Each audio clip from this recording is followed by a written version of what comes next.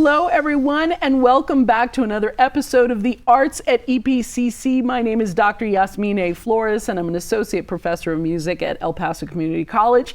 And with me here is my guest. This is part 2 of my episode with Alejandro. Yes. Alejandro, tell us your whole name. Alejandro Lozano. Lozano, Yes. because I get you confused with another student in the class. I know. Whose last name is very similar. And so, okay, thank you. Alejandro Lozano. Alejandro, yes. We were talking about your life, and we're planning out your life, which I wish a lot of students would do. I'm looking at all my music majors through the camera. So we've decided that you're going to have an office away from home, because if you have laundry on the sofa, they walk in through the front door, they're going to see your socks and everything else, right? Yeah. And you'd have to throw a blanket on it and tell them, go down the hallway, make it to the left, don't pay attention to the mess over here. And my studio's at the end of the hallway.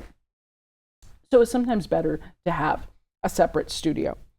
And what genre of music are you performing? What genre? They're like all these, they're like inspired by boleros. Okay. But like in a little bit more modern. Okay. Interesting. And then a little bit inspired like Beatles. That's what people usually say.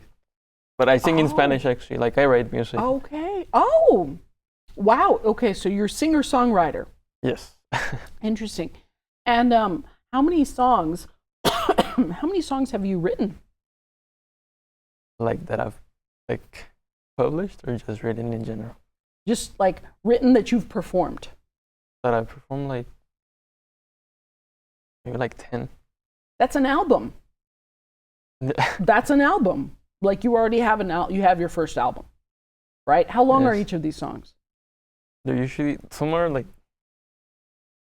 3 minutes, 1 minute and a half, and then there's one though like 5-6 minutes. Okay.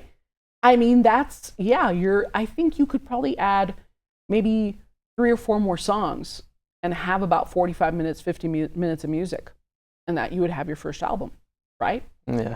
So what inspires you? Because here's my thing.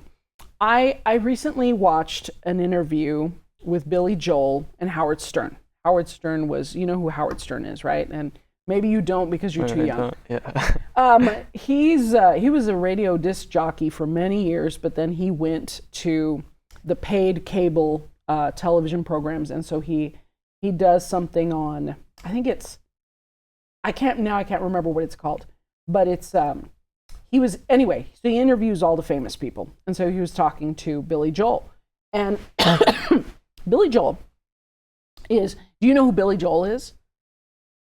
I think I know him, but do you know Uptown Girl? I can't sing it for you because if I sing it, we have to pay for rights. And so I can't sing Uptown Girl, but he wrote a lot of famous songs in the 70s and 80s. So he's a big star, probably early 70s all the way through about the early 90s. And then that's when he kind of started to slow down a bit. Sorry, my cough is getting very excited. So when he was telling Howard that when he writes the music first, and that the words come to him afterward. Okay. How do you work? I actually like it's a little weird too, because like I get like, let's say 2 to 4 chords that I like, and then I just start playing and I press record, and sometimes the lyrics come out like that. Oh. But like for some songs, like the whole song comes out at once, and I think those have been some of like my best ones. Okay, interesting. And I don't know, they just. So you have, and he said something very similar, like he has to play a little bit, and then he starts recording, and the words start to come to him, or sometimes the band will start to come up with words, right? Yeah. So that's very interesting. And so what do you write about? Love. Okay. As he starts to turn, red in the face, love. And so So you write these love songs. Are they upbeat? Is it? They're a combination. Some of them sometimes are a little sad. Sometimes. Okay, so more ballad-like. Ballad. That's the Okay. word. So a lot of them are ballads. You know? Okay. All right. So you're writing a lot of ballads, and then you're writing some that are more upbeat, Yes. right? So and again, this is going to be my 2 cents. I'll pick on Adele. Okay. I know you're probably like, who are you to pick on Adele? Exactly. Who am I to pick on Adele? No one. I'm a no one to pick on Adele. I'm just a simple little clarinetist. When I listen to some of these artists, and I'm just picking Adele, but there's others, Yes. that they do something so extraordinarily well. The ballads. That pretty soon that's all people want to hear. And so I think she's tried really hard to start to kind of move a little bit. Because I've never known her to really do a dance tune. Yeah. Right? That's true. And so I think when you start to set up your first album, you should have a good combination of both, and the releases there should be a dance tune and a ballad. Think more along the lines of maybe Katy Perry and Taylor Swift. Yes. Are you a Swiftie? Not really. No. It's okay, neither am I. But there's some little population that really loves Taylor Swift. And so when you're thinking about these artists, think about the ones that have more variety. Or maybe like an R&B artist, or like R&B. Mm-hmm. I don't know who. Like I really like Alicia Keys, Okay, right. and she does have like a variety. More variety, correct. Because some of these artists, they get stuck in one mode. And then I don't know why they don't step out of it. I don't know if that's just their comfort zone. Mm-hmm. I don't know if their manager's telling them, look, this is what makes money, so stick to it. Don't try to do something that you're not very good at. I don't know what it is. I mean, to me, anybody with a beautiful voice can sing anything. I don't know why, and not that Adele's ever going to watch this video, right? This is a local TV show. But I don't know why she hasn't expanded into more genres. Yeah, I think true. it's, every time I hear the radio, I listen to 99.9, and I start listening, and I'm like, okay, here we go again with another ballad. And it's depressing, and it's sad, and there's heartbreak, and it's the whole kit and caboodle, right? Yeah. And so anyway, don't become that person, right? Like, oh, it's Alejandro Lozano. Oh, it's going to be another ballad, right? Yeah. Well, they're usually, they're ballads, but I'm usually like really optimistic in that sense. Ah, okay. You're not always heartbroken. No. Okay. Sometimes. But most of the time, it's like an optimistic look of love, Okay, that's interesting. Very interesting. And so, what instruments do you incorporate into your style? Guitar, Mm-hmm. piano, Mm-hmm. and I haven't done percussion, but I feel like percussion could really help me out. Yeah, that's going to help, especially with your dance stuff. Yes. Right? So right now it's just background piano or background guitar or combination of both. Yes. Okay. And are they just basically strumming chords, or do you have a separate guitarist, or are you the one playing guitar? I'm the one playing guitar. Okay. And how big is your group? Oh, it's just me. It's just you, right now, okay. it's just me, but I do usually collab with different friends that I have that sing or that do music, or even some of the people from like the program too. Okay, awesome. Yeah, I would really maybe start to kind of see who has some really solid talent on their instruments and start to incorporate them. And it doesn't always have to be like an always thing. Yeah. I'll point to Paul Simon. Paul Simon's a great example. If you're not familiar with Paul, do you know Paul Simon? I do. Oh, thank God. I like. Okay, I was worried. All right. Okay. I was like, so far he knows nothing. Okay, so you know Paul Simon. I love Paul Simon. He works with musicians on each album. And then he's done with those musicians. I mean, obviously he comes from Simon and Garfunkel, like you know that history, right? Yes. And so he worked with him on several albums with Garfunkel, Art Garfunkel. And then there was a split. They kind of didn't get along because Art Garfunkel was starting to go into acting. And that's what a lot of people don't know. He was starting to kind of entertain this acting career. And so Paul was like, okay, and then, I'm over here at the studio, like waiting for you, and you're over there in Hollywood doing whatever. So that's where there was the split. But when Paul started to write his own solo albums, he started adding these different artists to a lot of the songs, not all of them, but a few of them. He would bring in a background choir. He would bring in percussionists to add different elements and to really create some very interesting albums. Stevie Wonder is another one of my favorites, who you want to talk about variety. I mean, you look at his discography and it's amazing. All the different styles, all within R&B, right? Yes. But he writes all these different, just amazingly different styles of music that he's been very successful at, from ballads to dance music to, elements of jazz, et cetera. And so I think that's kind of what you want to expand into. And it's hard to find people that are reliable. Be very careful with that, because there's many snowflakes out there, beautiful little snowflakes, right? Yes. That you call them and you're like, he didn't show up, right? Yeah, And so you're like, happens. yes, yeah. We learn our lesson, especially in our youth, because in your youth, we're all friendlier in our 20s. I don't know if you've ever seen the comedian Nate Bargatze. Have you ever seen that comedian? He's a new comedian that he's I see him on YouTube, and so I watched some of his clips, but he pointed out all the different age brackets and how a person changes. In your 20s, you're up for whatever. In your 30s, you start asking, like, where are we going? And I'll drive separately, right? In your 40s, you're like, I'm not going. I'm not, like, you just don't even want to be a part of it anymore. And it's that you just, I think right now, you're in your 20s and you're going, oh yeah, sure, let's get together. Yeah, Saturday would be great. And then you start to realize that it's very hard to find reliable people, Yes. right? You have to be very careful with that. They're going to teach you in audio engineering. There's a class about your copyrights and also contracts. Okay.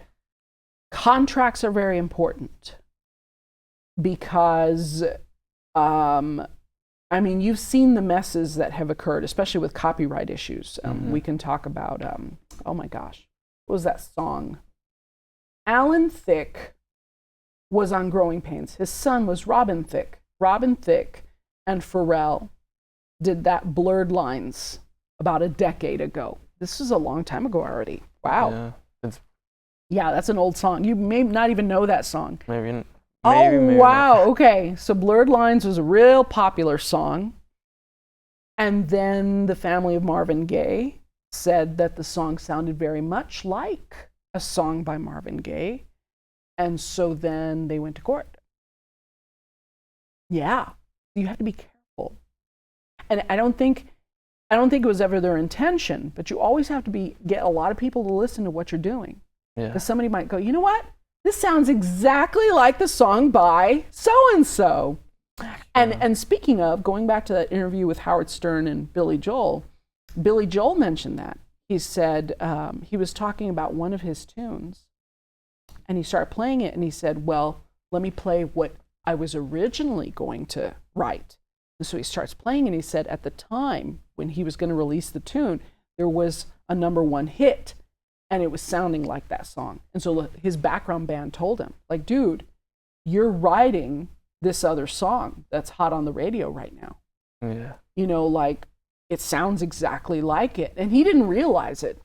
But it's one of those things where we as musicians, we pick up things kind of subconsciously.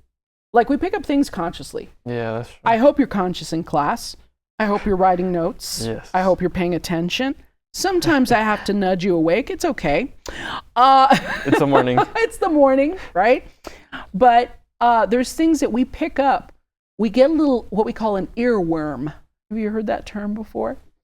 Get a little No, but... So it's a song that gets stuck in your head and you can't get rid of it.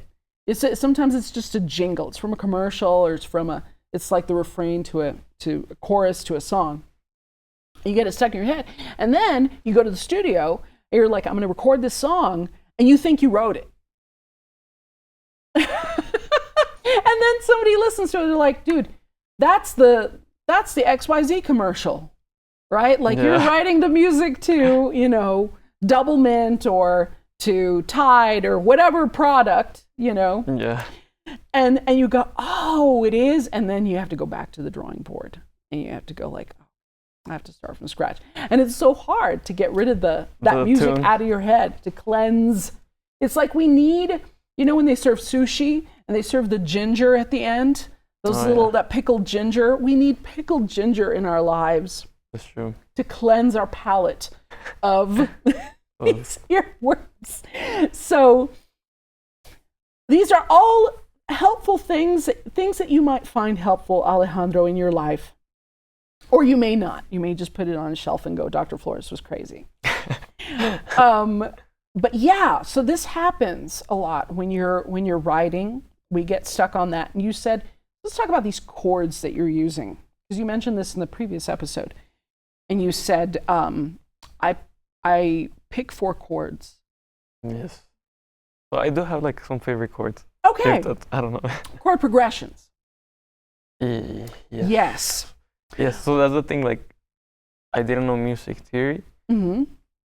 And like some of the chords that it's because I just used chords that sounded good to me. Sure. But now I have checked them like using our music theory, and like some of them were like in like a certain scale, and I didn't know it. Okay. So this class has helped you connect a lot of the dots. Yes. It makes you realize what you're actually doing, right? That's awesome. And so I showed you guys a common chart the other day for chord progressions. Oh, yeah. But you don't have to stick to it with pop music. So that chart is for classical music. Oh, okay. This is what Mozart would have been using, what Haydn would have been using. We're way past Haydn and Mozart now. So if you pick, Beatles is great. The Beatles, Beach Boys, go listen to the Beach Boys and listen to a lot of what they were doing. But when you analyze, and you could probably find charts where they've already analyzed the Beatles songs, and you look at the chord progressions in your favorite songs by the Beatles. Yeah. The songs that are more interesting than just the woo woo rah rah songs. Right? There's the dumb songs. Like any chord progression, I think, as a matter of fact, I think I've done it before. You type in a chord progression into Google, and it'll tell you every single song that uses that chord progression. So 1, 4, 5, 1, right? You type in what songs use capital 1, capital 4, capital 5, capital 1. You enter, and it'll give you like 500 songs that use 1, 4, 5, 1. 4, 5, 1. That's the one. I'm wondering now, like, yeah, they're usually 4 chords, but they're different ones. So it's probably not a 4, 5, 1 then, right? It's 4, 5, 1 or 1, 2, 5, 1. 2, 5, 1. There's a book by Jamie Aebersold, and I tell my students about that book. I wish I had practiced the book more. What that is, let's go back to the circle of fifths. Remember I told you guys that circle of fifths, you're going to get to know it. It's going to has multiple uses. Yeah. The circle of fifths is at 2, 5, 1. C is 12 o'clock, right? Yes. G is at 1 o'clock, 1 sharp. Yes. D is at 2 o'clock, 2 sharps. In the key of C, D is 2, G is 5, C is 1. 2, 5, 1. Okay, so that's already a chord progression. And you just go backwards on the clock, right? You go backwards and you start to realize 2, 5, 1, 2, 5, 1, 2, 5, 1, 2, 5, 1, 2, 5, 1 in all the keys. If you move it over, and then G becomes the 2 of F, and C is the 5 of F, so it becomes 2, 5, 1. right? If this is C, this is F, this is G, right? At the top of the circle of fifths. If you're in the key of F, G is the 2 chord, C is the 5 chord, and this is 1, 2, 5, 1. And so you do it all around the entire circle. That's your 2, 5, 1. So you can practice that on your instrument. Just going, okay, I'm 2 in the key of C. D is the minor 2 chord, right? So you're going to play DFA because you're in the key of C, no flats, no sharps. DFA. Then you're going to go to your G chord, GBD, and then to your C major chord, CEG. Then you practice it in the key of F. Then you practice it in the key of B flat, and you can just go all around the circle. And then I'll learn the circle even better. Right, exactly, that too. And so that's a very common one, 2-5-1, 1-4-5-1, and there's so many others. And then Beatles, pop music can do whatever it wants now. So it breaks a lot of the rules that we learn in class, right? Like I tell you guys, all right, don't go 5-4, right? Because you're going dominant to subdominant. Don't do that. That's bad. But pop music can do it. They've broken all those rules. So yeah, anything you want to do now. So when I play it, because sometimes you guys say, well, can you play it for us? I'm like, okay, but it's not going to sound wrong to you. Oh, okay. Because you all are conditioned to hear these incorrect things in your pop music. Yeah, because you know which one actually I like? The fully diminished chords. Oh yeah. Sometimes it's like, I don't know, I just like it. It might sound kind of wrong, but I really They're very dramatic. Like, I don't know. Yeah, the fully diminished seventh. The fully diminished seventh is a very dramatic chord. I called it the Maleficent chord because it's like, what's going to happen, right? You're right. Yes, exactly. So it's usually very dramatic. Kind of now it's become kind of a cheesy chord because you hear it and you're like, oh, okay, whatever. Yeah, anyways. So now they're using it a lot. Oh yeah, it's been used. It's been used a lot. And the other one that I find very entertaining is the Neapolitan 6 chord, because that one is used a lot in Halloween music. So 1960s, picture the US in the 1960s was like this huge obsession on TV with everything Halloween. You had the Munsters. Remember that? It was black and white for a long time, where Frankenstein was the dad, and then the mom was Elvira, and she had this long black hair with like white at the top. It was a real cheesy little TV show called The Munsters. And they use, I'm not sure if they use the Neapolitan, but once you hear it in a chord progression, it is super overused, especially for all things Halloween. And if I'll play that chord progression for you guys one day in class, and you'll see exactly what I mean. Yeah. You go 1 Neapolitan to the 5, and it's like, oh yeah, it sounds like what else was in the 60s? It was the Munsters. It was there's another show. Oh, the Addams Family. That's what I was thinking. Yeah, the Addams Family was also coming out about that time. I don't know why, but Halloween was a big deal in the 60s. In the 60s, going kind of in the 70s, and then it came back in the 80s. There was a big splash. A lot of movies were all like these scary. Ghostbusters? Oh yeah, Ghostbusters. The one with Michael J. Fox where he turns into a werewolf. Oh, I really like the Teen Wolf, right? Something like that. Yeah, I don't know what it was, and then we got over it. Like now it's like, and scene, right? Like we're done. I don't see those scary movies the way as big as they used to be in the 80s. It was like you would see the dolls everywhere. You'd walk into Sears and there would be, all the little figurines and all the little, 60s and 70s was also about space. It was all about the Star Wars, Star Trek. Oh yeah. Now I can't remember the name of the show, but there was a robot or something. Anyway, we are coming to the end, and so I want to ask you a few last questions. Okay, of course. So what are your plans after you get done with EPCC? What's the next step for you? The next step, are you going to continue your college education, or are you going to try to go Hollywood? We'll see when we get there. Okay. I love that. So you're just kind of, right now, you're Right living now, in the moment. I'm in the moment, but like, to be honest, my goal is like to become my best version of me musically. I love it. Because I feel like I'm full of potential, but I still need to get there. Like Absolutely. Absolutely. And you said what I say in so many of these episodes.